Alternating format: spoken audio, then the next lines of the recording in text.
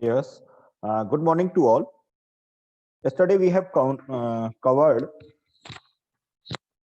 Greivak normal form. Means if a context-free grammar is given to us, then we can convert it in the form of GNF, right?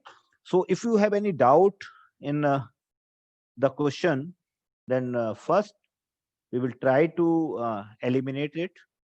And after completing a Greivak normal form, then we will conduct a quiz so that you are equal to all the sections, right? So the question that I gave you, the question was this one. I think ये question था आपका, right? So आप अपना question का answer verify करा सकते हैं, है ना? तो verification में आप check करिए step by step. Initially we will start that the given context-free grammar has the unit production or the null production. If it is not, then we should convert. Just we should renaming the variables and rewrite the production rule. So these are the basic steps that we have to keep in mind, right? So just see here, in this case, S, A, B, these are three variables used in the production, right? So here, just we will assume that S can be renamed as SA1 and A can be renamed as A2 and B can be renamed as A3. So why the point is why we are going to renaming the variables, right? So we are going to rename the variables because of synchronization purpose that we need the productions in the form of A1, A2, A3, right? In the synchronization form. That's why we require to rename the variable. So now after renaming, we have to rewrite the production. So you can find here the production rule as A1 to ये क्या हो जाएगा A2 and this is A3, right? Because आपने B को क्या माना है A3, A को क्या माना A2 और S को क्या माना A1. So these production rules are converted or in these rules are renamed, you can say, in that format. So now you can verify your answer that the after renaming the variable आपकी production same आ रहे हैं हमारे आपके या कहीं problem तो नहीं है किसी तरह की सभी के सेम है या मेरा कोई गलत तो नहीं है इसमें आप अपना आंसर वेरीफाई करो और इसमें देखो कि हमारा और आंसर आपका आंसर मैच कर रहा है ये कर रहा है आप मैसेज के थ्रू लिख बता सकते हो बेटा यस और नो आपका आंसर मैच कर रहा है मेरे आंसर से okay very good very good good okay Aishwarya very good. So now after this, now you can see here there are three production or three variables, right? One is A1, another is A2, and another one is A3, right? So initially you can start with the assumption that A1, A2 are in the required form, and then you can start with the A3. आप ऐसे भी कर सकते हो कि A1 और A2 को आप एज इट इज रखें और A3 को क्या कर सकते हो आप A3 से स्टार्ट कर सकते हो ठीक है ना क्या हुआ हम लोगों ने शुरू से ये मान लिया कि A1 के प्रोडक्शन A1 मतलब इस तरीके से A1 के जो प्रोडक्शन है और A2 के प्रोडक्शन है ये हमारे रिक्वायर्ड फॉर्म में है now we have to change the production of A3 clear so कैसे ट्राई करेंगे हम देखो A3 का प्रोडक्शन क्या है आपका A3 टू A1 A2 इसमें कोई प्रॉब्लम हो तुरंत पूछना और दूसरा क्या है A3 to A so A3 to A is already in the required form now just A3 to A1 it is in the form of what in the form of A to B gamma so simply just we have to substitute the value of A1 here तो A1 की value क्या replace कर सकते हो आप now you can replace it with A3 to A2 क्योंकि A1 की value क्या है A2 A3 so just you can replace it with A2 A3 and A2 पुराना एज इट इज था वो एज इट इज आ जाएगा क्लियर इसमें कोई भी प्रॉब्लम नहीं है ए में तो कोई चेंज था ही नहीं तो now complete production of A3 will be this one but here you can say again it is A3 and it is A2. So here you have to apply lemma 1 again. So in this case, A2 can be replaced with A3, A1 and B. So now complete production of A3 after apply lemma 1, you will find here, पहले B रखेंगे A2 की जगह पर, तो क्या मिलेगा? B, A3, A2, ठीक है, B रखा, और दूसरा क्या रख सकता हूं मैं इसकी जगह पर? A2 की जगह पर A3, A1. दूसरा क्या मिल सकता है? A3, A1, right? और A3, A1 और A3, A2 पहले से है, तो वो एज इट इज रहेगा, उसमें तो आप कुछ कर ही नहीं सकते. A3, A2. और तीसरा A हमारा A3 का पहले से था, इसको एज इट इज लिखोगे आप, ठीक है ना? तो कहीं प्रॉब्लम है? हो गया पूरा? तो देखो यही तो आ रहा है लास्ट में. A3 का कन्वर्ट होने के बाद क्या आया? A3 to A3, A1, A3, A2, B, A3, A2 और A. ये टोटल हमारे प्रोडक्शन किसके हो गए? A3 के. Now you can check here that ये वाला A3 to A क्या है? GNF में है. अगर मैं इसकी बात करूं तो ये भी GNF में है. कौन सा नहीं है? ये वाला नहीं है. कौन सा? A3 to A3, A1, A3, A2. This production is not in A3. ये sorry, not in GNF. But however, this is in GNF and this is in GNF. So now you can see here, this is A3 and here this is A3. So now you have to apply lemma. Which lemma? Lemma 2, right?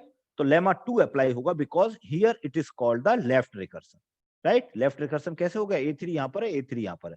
So now how can we eliminate this left recursion?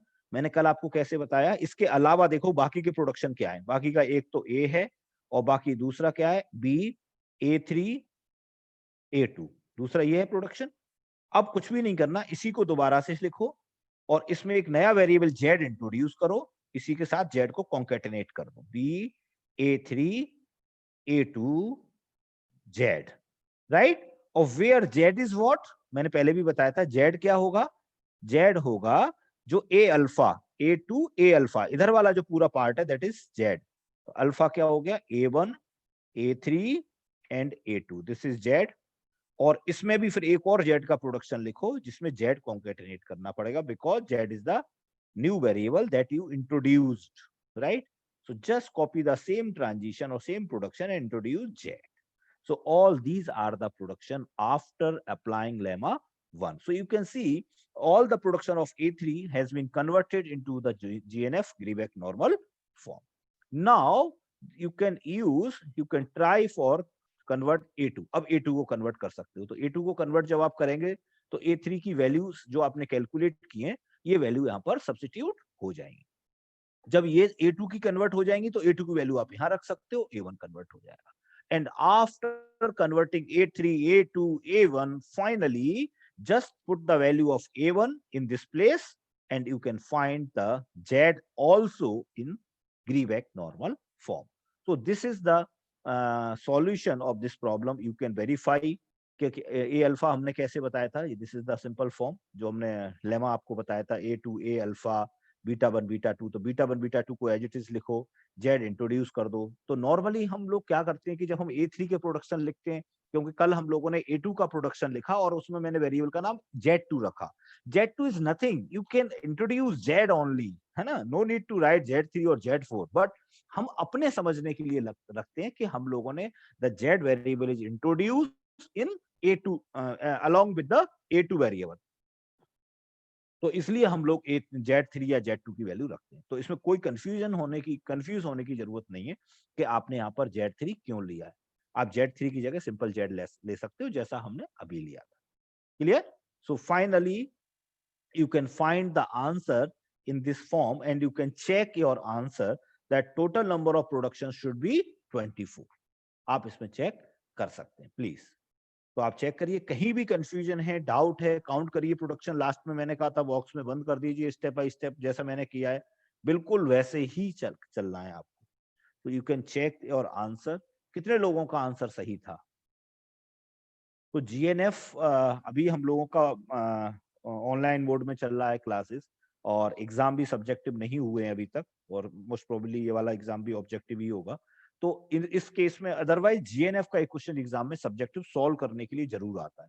तो अगर exam में objective question भी है तब भी ऐसा आ सकता है कि अगर मैं आपको यही क्वेश्चन दूं तो लास्ट में आपको वेरीफाई करना पड़ेगा कि आपका क्या आंसर आ रहा है. In this case you have to solve the context free grammar, you have to convert it into GNF, and after converting you have to match the production rules and how many productions are there. If any production is missing, in that case your answer will be wrong. So इसको बहुत ज्यादा carefully आपको देखना है कि गलत ना हो. बहुत सिंपल है ये, बहुत आसान है GNF. बस थोड़ा सा लेंदी लगता है कि कई बार प्रोडक्शंस को हम बार बार लिखते हैं, beta 1 beta 2 beta 3 up to beta S, फिर उसमें जेड इंट्रोड्यूस करते हैं, फिर जेड क्या है वो लिखते हैं, फिर उसमें भी जेड इंट्रोड्यूस करते हैं. So just we have to write again and again, just we have to repeat the some productions again and again, but overall it is easy. तो अगर अभी भी किसी को प्रॉब्लम हो तो आप बता सकते हैं. नेक्स्ट क्वेश्चन आप नोट कर सकते हो, इसको भी आप कन्वर्ट कर सकते हो अपनी प्रैक्टिस के लिए. A1 A2 A3 A4 अगर इस तरह की प्रॉब्लम आती है तो आप इसको कैसे सॉर्ट आउट कर सकते हैं, राइट. इसी तरीके से ये क्वेश्चन था, अगर शायद आपको याद हो, इसको मैंने यूनिट एलिमिनेशन में कराया था, right. So in this case you can see easily that E to T and T to F, this is the unit production in the grammar. So in this case, first of all you have to eliminate the unit production, then you should rename the variable and convert into GNF. So it is very important point that initially you must check whether any whether any null or unit production is there or not. If there is any null or unit production, then first of all you have to eliminate. Okay, तो ये GNF में अब आपको कोई भी confusion हो तो आप डिस्कस कर सकते हैं. किसी भी तरीके का कोई प्रॉब्लम हो, लेमा में दिक्कत हो, कहीं भी, और इसके बाद हम लोग क्विज को अटेंड करेंगे, क्विज कराएंगे. और क्विज सिंपल उसी के बेस पर है जैसा हम लोगों ने अभी तक जो भी कुछ पढ़ा हुआ है. आपके सेक्शन में शायद नहीं हुई है, बाकी में हो गई है, तो आज हम आपके में भी कुछ करा देंगे जिससे कि सिंक्रोनाइज हो जाएगा. अब हम इसकी कोई जरूरत नहीं है. These are the lemmas. हो सकता है आप में से कई लोगों को लेमा में प्रॉब्लम हो, और अगर कोई भी प्रॉब्लम होती है तो आप डिस्कस कर सकते हैं. कहीं भी कोई चीज समझ में नहीं आ रही हो, क्योंकि इनिशियली लेमा समझने में थोड़ा सा मुश्किल होता है, तो हम लोगों ने लेमा के साथ में हमने न्यूमेरिकल भी कर लिया. हमने एक क्वेश्चन पूरा कन्वर्ट करके देखा, दूसरा क्वेश्चन भी कन्वर्ट हो गया, लेमा दोनों लगा के देख लिए. So now I think it should be clear. अगर कोई भी डाउट है तो आप डिस्कस कर सकते हैं please. If you have still any doubt, your section is B, right. तो अगर किसी को डाउट है तो प्लीज आप लोग पूछिए. रितिका, माधव, सनल, रिया, प्रभात, मैं जिनका नाम ले रहा हूं आप लोग अपना रिस्पॉन्ड जरूर करिए. समझ में आया है तो आप लिख दीजिए, आ गया, नहीं आया तो बता दीजिए कहां नहीं आया, so that I can recap all these things. Diksha, Harshita, कहीं भी बेटा डाउट है तो आप पूछ सकते हो. बस एक चीज का ध्यान रखना है, इस पोजीशन पर जैसे कि हमारा लेमाज कंप्लीट हो गए, हम लोगों के न्यूमेरिकल कंप्लीट हो गए, अब अगर कोई कहता है सर एक बार और बता दो, तो उससे केवल ये पता लगता है कि आप नहीं पढ़े हैं, है ना. तो ऐसे नहीं, आपको जहां भी प्रॉब्लम है, if you have any problem at any point, right, तो आप मुझे बता सकते हैं प्लीज. किसी भी लेमा में दिक्कत हो, देखिए इसमें लेमा कब लगेगा, 1 A to B गामा की पोजीशन होगी तब, मतलब यहाँ पर वेरिएबल अलग होगा और यहाँ वेरिएबल अलग होगा. तो करना क्या होगा कि इसकी जगह के इसके जो भी प्रोडक्शन रूल्स हैं, all these productions are substitute, simple, nothing else. On and lemma 2, it is in the form of A to A alpha 1 A alpha 2 A alpha R, simply in the form of left recursive, right. तो अब ये left recursion की जहां भी left recursion आएगा उस production को हम लोग नहीं देखेंगे, rest of the productions will be written as it is. तो A to B1 beta 1 beta 2 beta 3 ये हमने एज इट इज लिख लिए, और इसमें एक जेड वेरिएबल इंट्रोड्यूस कर लिया. जहां जेड क्या होगा, वो जहां लेफ्ट रिकर्सन आ रहा है जिस वेरिएबल में, उसके बाद जितने जो भी इसमें वेरिएबल है, all are the left recursion.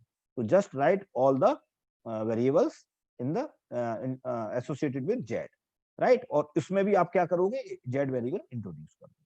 तो सिंपल हुआ कि जो भी टर्मिनल, जो भी आपने इसका a के प्रोडक्शन लिखे बीटा 1 बीटा 2, उसमें z इंट्रोड्यूस कर दिया, और z लिखा, z क्या था, अल्फा 1 अल्फा 2, और उसमें भी z इंट्रोड्यूस कर दिया. So finally you can find a production as well as Z production in terms of Greibach normal. तो यहाँ तक अगर कोई भी डाउट किसी को भी लग रहा है, किसी भी पॉइंट में लग रहा है, मैंने आपको सारे क्वेश्चंस बता दिए, आप बुक से कर सकते हैं। इसी तरीके से ये क्वेश्चन नोट कर लीजिए, ये दोनों क्वेश्चन, इनको आप चेक करके देख लीजिए आपका आंसर सेम आ रहा है या नहीं, राइट। और अभी मैं 20 क्वेश्चंस की क्विज अभी ऑर्गेनाइज करा रहा हूँ, तो आपको लिंक पासवर्ड सारा मैंने शेयर कर रखा है ऑलरेडी, तो आप लोग उसको करें, और कोई भी कंफ्यूजन आता है तो आप मेरे से डिस्कस कर सकते हैं। फिलहाल अभी के लिए अगर कोई जीएनएफ में प्रॉब्लम है तो प्लीज आप जरूर बताएं, क्योंकि ये एक ऐसा पॉइंट है कि कई बच्चे बीटेक कर लेते हैं लेकिन उन्हें जीएनएफ से डर लगता है।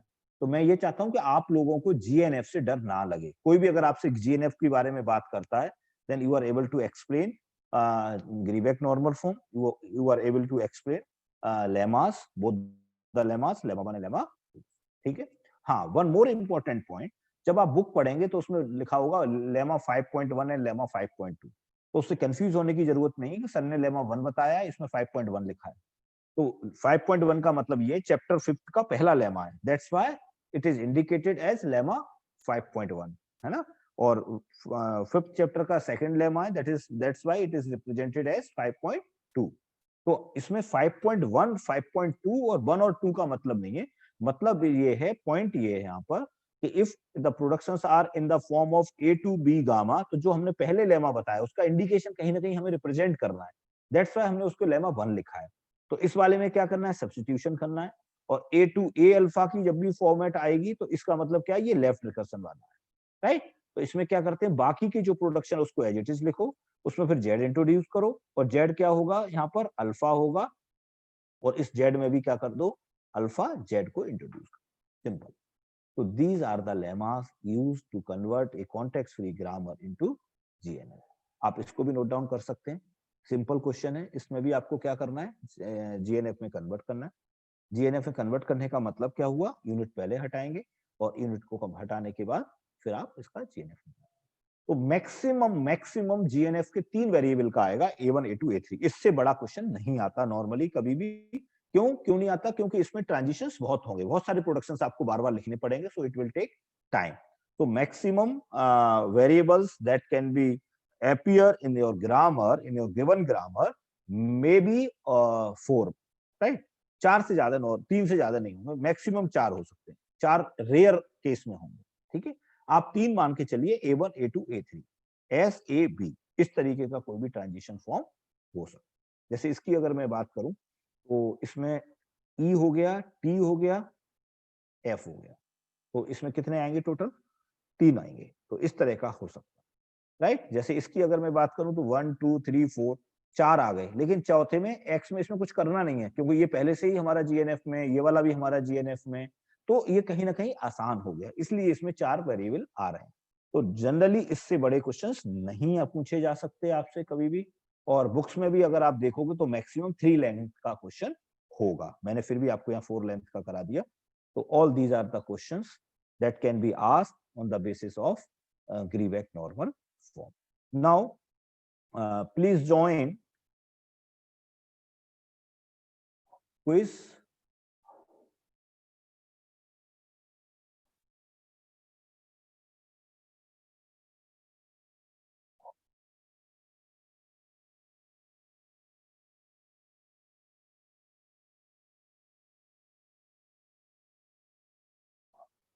आप ज्वाइन कर सकते हो।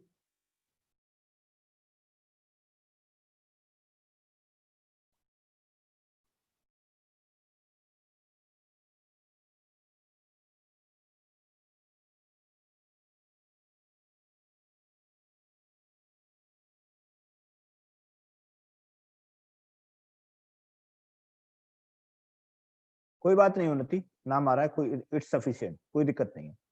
अब जिनका नाम उसमें उल्टा सीधा आएगा, है ना, उसमें प्रॉब्लम आएगी, मैं अभी आपको नाम लेके बताऊंगा।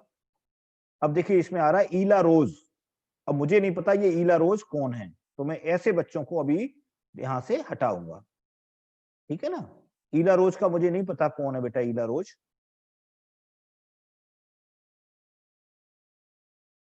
बाकी लोग, आप लोग क्विज करिए, फिर हम लोग क्विज को भी डिस्कस करेंगे, किसी तरह की कोई प्रॉब्लम होती है तो उसको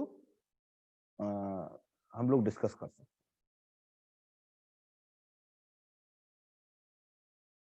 तो try to complete your quiz within 15 minutes. 15 minute में आप इसको कंप्लीट करें, ठीक है। और ये आपको सारे क्वेश्चंस, ऐसे क्वेश्चंस नहीं है उसमें, सारे बेस क्वेश्चंस हैं जो जनरली हम लोगों ने डिस्कस किए हैं। तो आप लोगों को इसमें कोई तैयारी करने की जरूरत नहीं है, it should be no.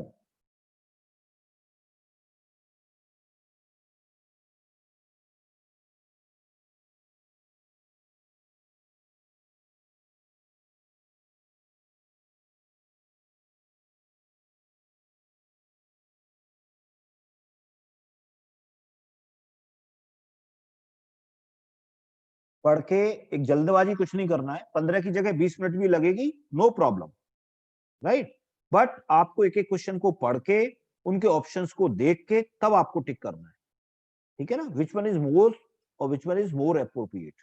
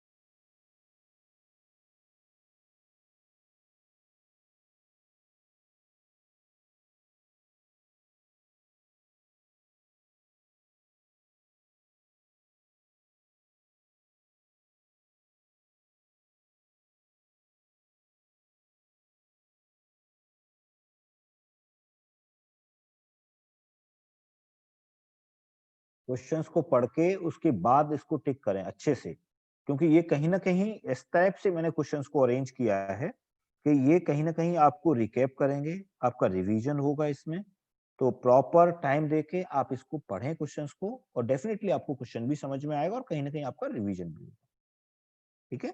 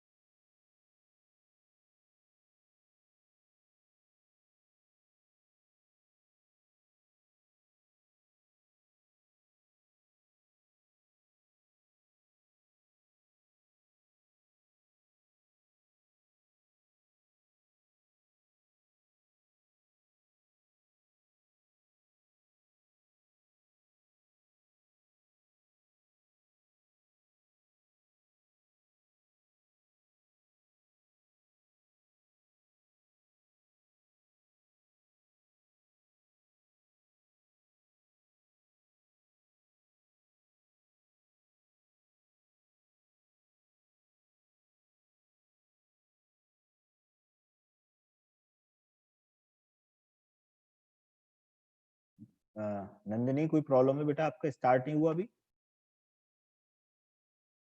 Nandini, have you any problem?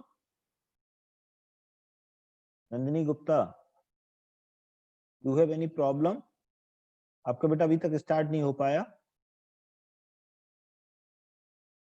बाकी विशाल, करिए, स्टार्ट करो, तुम्हारा भी अभी थोड़ा ही स्टार्ट हुआ है। आयुष, काफी लोग रह गए जिनका कंप्लीट नहीं हुआ। गुड।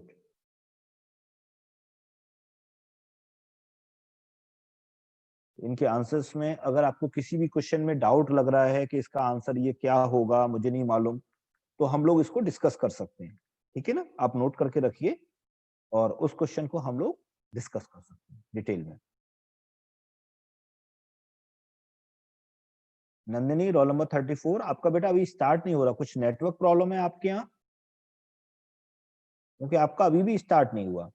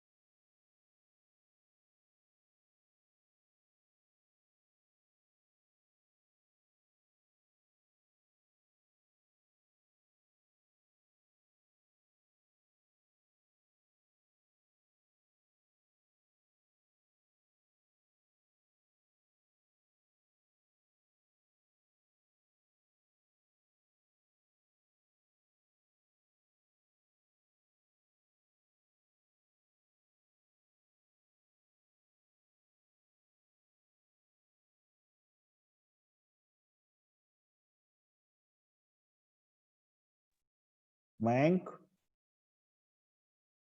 स्टार्ट करो बेटा, तुम्हारा रह गया अभी। और प्रियम श्रीवास्तव, टाइम हो रहा है। देन प्रभात, और जिनका कंप्लीट हो गया आप बेटा क्विट कर सकते हैं। गुड। नंदिनी आपका हो गया, उसमें अभी दिखा नहीं रहा था बेटा तुम्हारा। ओके ठीक है, अगर हो गया है तो।